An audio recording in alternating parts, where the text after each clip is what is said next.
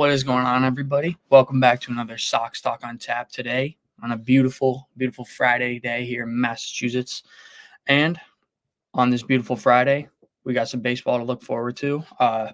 These are just some of the scores from yesterday's games. Not many games going on. Getaway day for a bunch of teams going on the road. But in the big series Jake and I previewed before, Guardians pick up game one in a big 10-3 win. So that'll be big for them. Royals continue to stay hot. Seth Lugo picks up his 13th win. Braves pick up a big win. I know it's against the Marlins, but in that crazy wild card race, it's going to come to every win's going to matter. So it's going to come down to, probably the last week. So you got to pick up every win you can, no matter who it's against.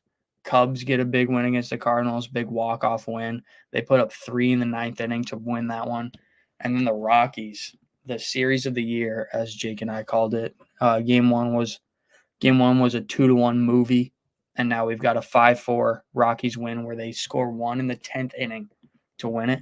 But now let's move into today's games where we've got a full slate of MLB games, so you gotta love it. Starting off with my Red Sox, they go to Texas, defending world champions. Rangers are on a bit of a slide right now, but I still am scared of that lineup, especially with how the Red Sox have pitched since the All-Star break. It's a tough ballpark to hit in, but it's Cutter Crawford. The thing with Cutter Crawford for me is he's such a hit or miss pitcher. He'll either go out there and give you 7 innings, 2 runs, 5 strikeouts. He'll be very efficient, or he'll do what he did against the Dodgers and give up like 5 home runs in 3 1/3 innings, look terrible. So hopefully we get the good Cutter tonight. He's better on the road than he is at home statistically. So maybe this start is built for him, but don't know the Rangers starter yet. Hopefully it'll be a righty. I don't think they have any lefties in their rotation. So hopefully the Red Sox lefty lineup can just kind of eat against them. But now let's look at some other series coming up. Cubs, Cardinals, as I mentioned, Royals, Tigers, D-backs, Pirates. This is a very big wild card implication series. The Pirates are looking to just stay afloat, only 2 games above right now. D-backs are slowly climbing. That was Jake's pick to kind of come back at the second half of the season and make a wild card push.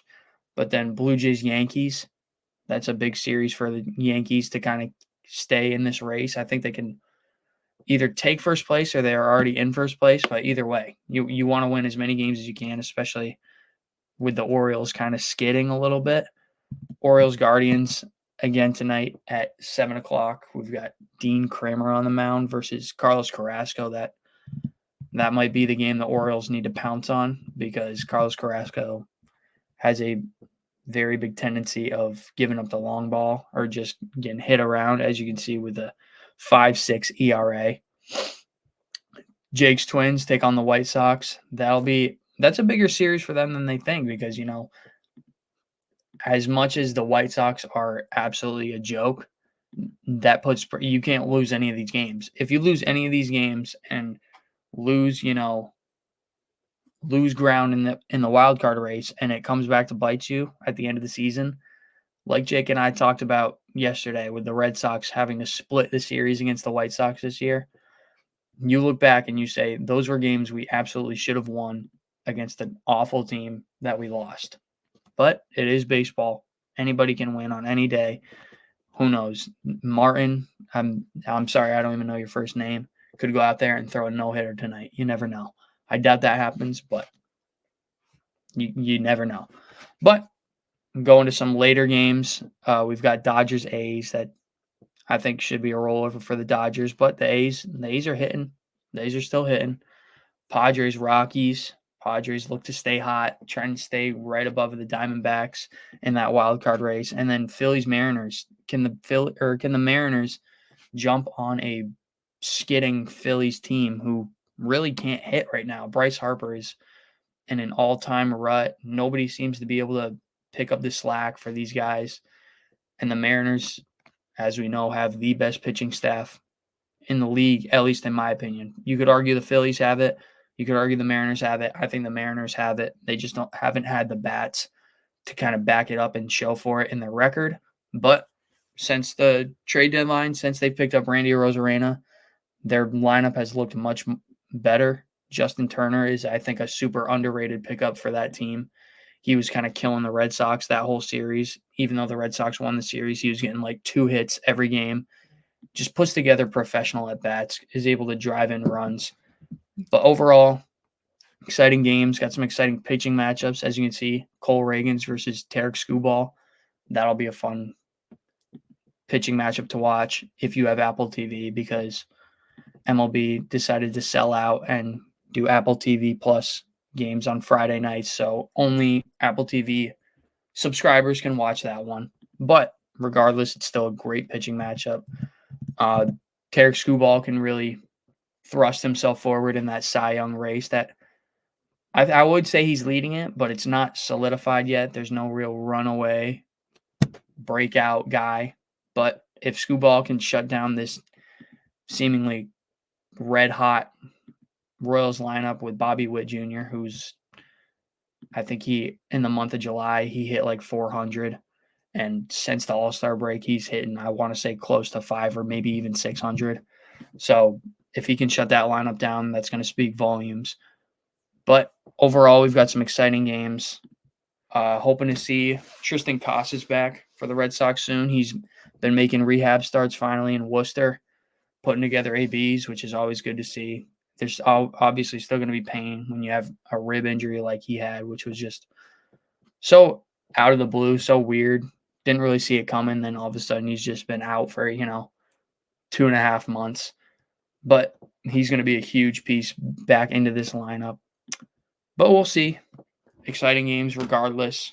Friday night baseball, for me, it doesn't get much better than that. I'll watch Friday night baseball any day of the week, especially in the middle of or late summer, warm out, cold brew in your hand, watching the baseball game, nothing better. But with that being said, just a quick preview of these games tonight. No crazy news going on other than, if you want to talk about it, the Mike Trout news of him re-tearing that meniscus that he was trying to come back from, which is just, you can't call it a devastating blow for the Angels season, but just it is still a devastating blow in general because it just sets him back more. It just increases that injury risk for the future. And it's a damn shame that Mike Trout has been one of the guys that is just injury riddled throughout his career, because I do truly believe he could have been a top 5 player all time if he could have just stayed healthy. But the more that his career goes on and the more that he's unable to play, over 100 games, I can't put him in that conversation anymore. I know a lot of people still would call him the greatest of all time. I can't call him that. As much as I respect him and as much as how good he is when he's playing, the fact of when he's playing it's less than half of the season seemingly every year now. It's just, you can't, I don't know how you can put him in that all-time great.